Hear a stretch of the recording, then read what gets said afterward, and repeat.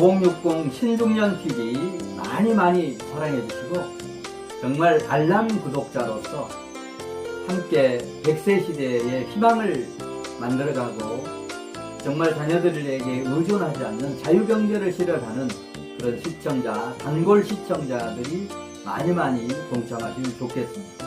좋아요, 구독 많이 부탁드립니다.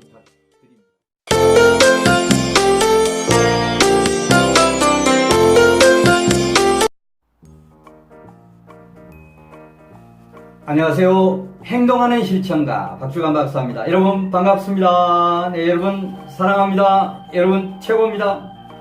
네, 오늘은 강의 명강사가 되기 위해서 강의 목차 구성 3원칙과 강의한 자료 수집 4가지 방법에 대해서 소개해 드리겠습니다. 자, 오늘 여러분 주변에 보이는 이 환경이 저희 아파트 베란다에 있는 제1스튜디오입니다. 베란다 정원에서 이런 강의를 진행을 합니다. 저는 그동안에 35년 넘게 전국을 누비면서 7,000회 이상의 이런 기업, 그 다음에 관공서, 대학, 기업들 이런 강의를 그렇게 했습니다. 자, 그런 저의 체험을 토대로 해서 오늘 앞으로 명강사가 되겠다라고 하는 그런 청년들, 그 다음에 중장년, 시니어들에게 저의 그런 오랜 체험을 여러분에게 전달하기 위해서 이런 강의 테마를 잡았습니다. 자, 강의 목차 구성 3원칙 먼저 강의 목차 구성 3원칙부터 말씀을 드리겠습니다. 강의를 잘 하려고 하면 강의안을 작성을 잘 해야 됩니다. 강의안을 작성을 할 때 이런 강의안의 목차를 어떻게 구성할 거냐, 이게 매우 중요합니다. 근데 제가 강의를 오랫동안 해보니까 강의안 목차 구성하는데 3가지 원칙이 있습니다. 자, 그런 원칙 먼저 말씀을 드리겠습니다. 강의안 목차 구성의 3원칙 중에서 첫 번째 원칙, 목차 구성이 강의 성공의 첫째 관문이다 라고 하는 인식을 하시면 좋습니다.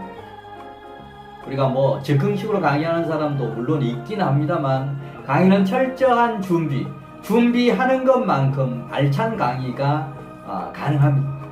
제가 아는 어떤 명강사분은 정말 그 한 달 이내에서는 강의 수락을 안 한다라고 합니다. 왜? 충분한 강의 준비 기간을 갖기 위해서 그렇다라고 얘기를 합니다. 최소한 한 달 이상 미리 예약을 받아서 강의안 작성뿐만이 아니고 준비하고 자료 수집하고 연습하고 하는, 그런데 투자할 시간을 얻기 위해서 최소한의 강의 수주 기간을 이렇게 정해놓고 활동하는 그런 분도 계십니다.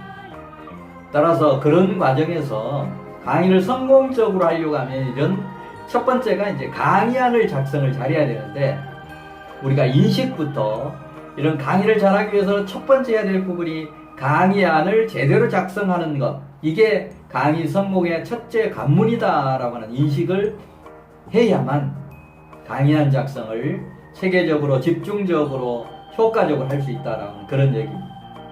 자, 강의안 목차 구성의 3원칙 중에서 두 번째, 이 목차 구성 흐름이 매끄러워야 됩니다.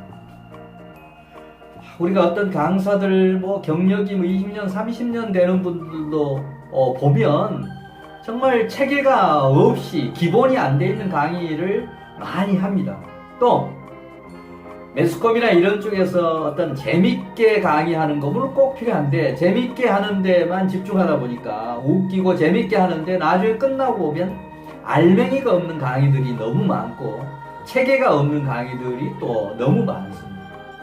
따라서 강의안을 구성할 때부터 이 흐름이 매끄럽도록, 예를 들면 서론, 본론, 결론이 명확하게 있다라든지 기승전결 이런 부분이 명확하다든지, 이런 어떤 강의를 할 때 강의안에 구성하는 이런 어떤 흐름이 우선 매끄러워야 된다라고 하는 그런 얘기입니다. 이 매끄럽다라고 하는 것은 수강생의 입장에서 이해가 잘 될 수 있도록, 흐름을 파악하면서 강의를 들을 수 있도록 그렇게 구성하는 것이 필요하다라고 하는 그런 얘기.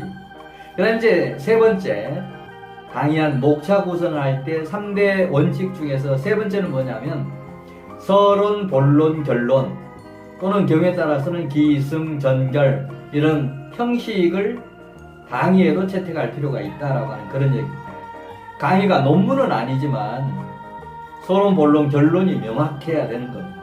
강의 테마에 따라서 다르지만 서론은 왜 이런 강의를 하게 되었는지 그런 이유와 이런 강의를 통해서 강사가 수강생들에게 어떤 것을 전달하려고 한다, 어떤 동기부여를 일으키기 위해서 이런 강의를 한다라고 하는 그런 내용을 주로 얘기를 하는 게 이제 서론 부분입니다. 본론은 어떻게라고 하는 그런 의미에서 서론에서 얘기했던 그런 부분에 대한 해답들을 제시하는 겁니다. 방법론, 어떻게 할 거냐, 구체적인 그런 어떤 방안들이나 이런 걸 제시하는 게 이제 본론. 그 다음에 결론은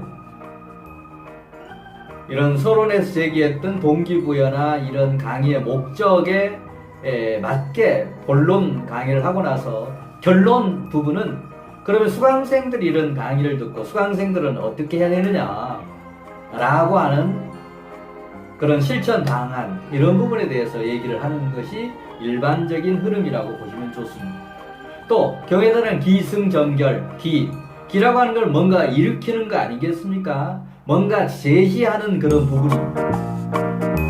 이런 어떤 강의 테마의 목적이라든지 이런 강의를 왜 하는가 또는 어떤 이슈를 부각시키는 거 이런 것들이 기에 해당합니다. 승이라고 하는 것은 기에서 이렇게 어떤 문제 제기했던 거라든지 이런 부분을 좀 더 해답을 찾아가기 위한 그런 어떤 첫 번째 단계, 승화시키는, 기를 승화시키는 그런 어떤 개념이 승입니다. 전결은 아까 서론, 본론, 결론에 대해 본론에 해당하는 기승전, 서론, 그런 기승에서 제기했던 이런 문제점, 또 그걸 발전시킨 하나의 전개, 그런 어떤 측면에서 기승전결, 서론, 본론, 결론에 해당되는 어떻게를 중심으로 해서 풀어가는 그런 내용이 결론 부분입니다. 앞에서 얘기했던 걸 요약 정리를 하면서 또 강사가 듣고 수강생들에게 전하고 싶은 그런 강한 메시지도 전달하면서 수강생들이 실천해야 될 그런 과제들을 제시하는 이게 이제 기승전결 따라서 강의한 구성할 때부터 서론, 본론, 결론 또는 기승전결 이런 부분을 염두에 두고 강의안을 작성하는 것이 강의의 성공 속에 있는 지름길이다. 자, 그 다음에 이제 이런 강의안을 구성을 할 때 그럼 자료 수집은 어떻게 하는 게 좋겠냐.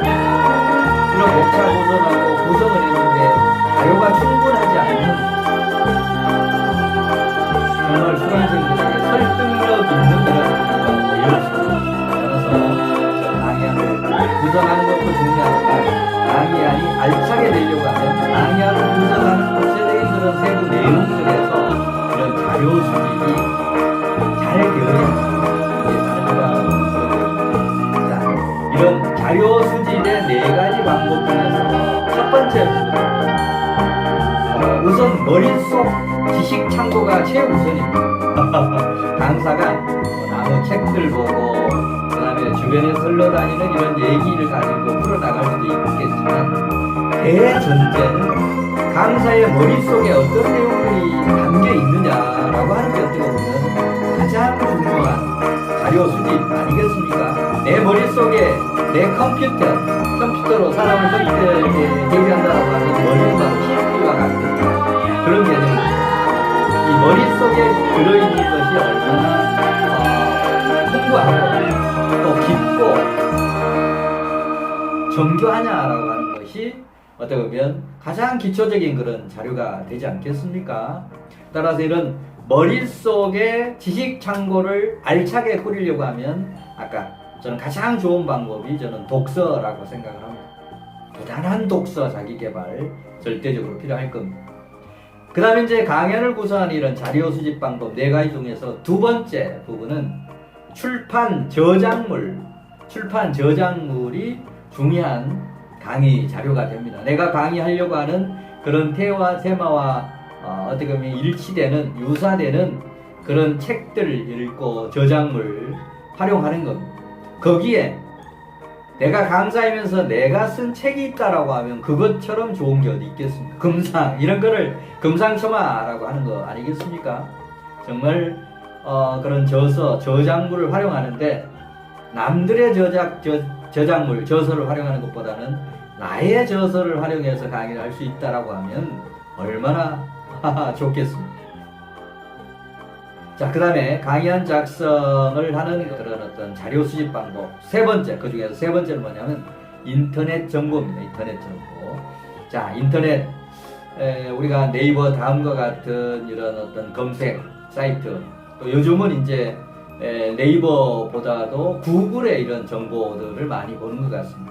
그리고 또 유튜브의 정보들도 많이 보는 것 같은데, 제가 뭐 어느 편을 들자라고 하는 건 아닌데, 저도 이렇게 검색들을 해보면 요즘 어떤 그 내용의 질이라든지 깊이라든지 이런 부분이 아마 네이버를 구글이 능가하는 것 같습니다. 구글에 있는 정보들, 또 유튜브에 있는 정보들이 훨씬 더 이해도 쉽고 영상으로 되어 있는 경우가 많기 때문에 이해도 쉽고, 또 어떤 전문가들이 많이 지금 유튜브나 구글에 참여하고 있기 때문에 내용들도 상당히 좋은 내용들, 과거는 뭐 상당한 강사를 내고 강의를 들었던 그런 내용들이 어떻게 보면 넘쳐납니다.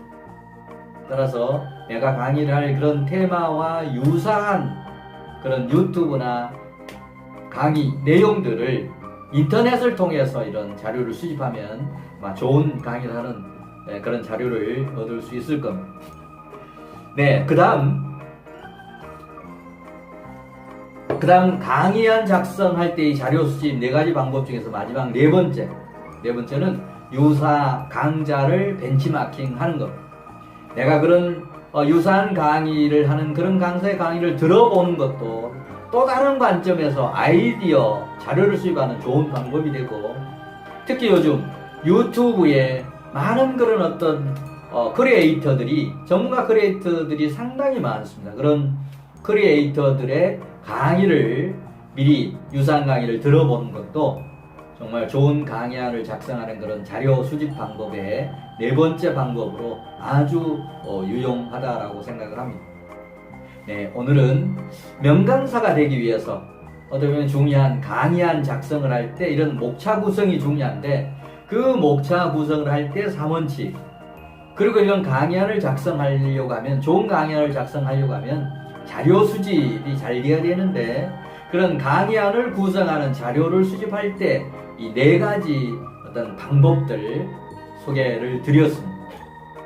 또 다음 시간에는 좀 더 구체적으로 명강사가 되기 위해서 어떻게 보면 각 부문 부분별로 서론 부분 강의안을 어떻게 작성하고, 또 강의는 어떻게 하고, 본론 부분의 강의는 또 어떻게 작성하고, 강의는 실제 어떻게 하고, 그 다음에 결론 부분의 강의안을 어떻게 작성하고, 또 강의는 구체적으로 어떻게 할 것인지, 이런 것에 대한 구체적인 체험 말씀을 계속 드리도록 하겠습니다. 특히 명강사가 되기 위한 분들, 제가 책을 쓰는 거, 이 강의를 하는 거, 이런 거 집중적으로 강의를 해 가고 있으니까 정말 한두 해 한 것도 아니고 35년 넘게 7철회 이상 강의했던 이런 체험을 여러분에게 나누고 있고, 또 여러 커뮤니케이션을 통해서 댓글이나 이런 쪽을 통해서 또 질문 주시고, 또 이런 온라인 만남뿐만 아니고 유튜브에서 만남뿐만 아니고 언젠가는 오프라인에서도 교수, 전문가들 이런 포럼을 만들어서 한 달에 한 번 정도는 오프라인에서 또 만남도 만들어가는 그런 기회도 앞으로 만들도록 하겠습니다. 네, 다음 시간에 또 뵙도록 하겠습니다.